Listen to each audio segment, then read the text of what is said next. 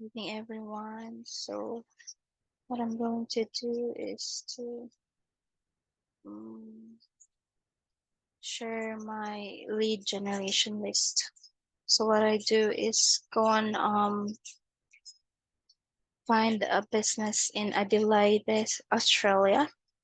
And so I have to put the name on the Excel that I've used and then paste it here. And I also include their address and then need to get their number. You can search their number maybe in their Facebook or in their website. So this is their website. We can check the number there. But first we need to put the site. So what I do is like this. And then this one is the email. So we need to find their email.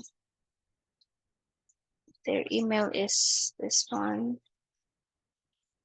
We need to copy the email and include that on the list as well.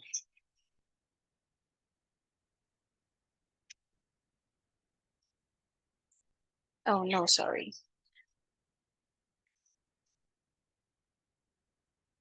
Should be here. Okay. And the next one is their Facebook. Okay, for the Facebook, this is their Facebook. And then we can search the number on the Facebook by going on their about. Well, they have a contact number here. They don't have any contact information though.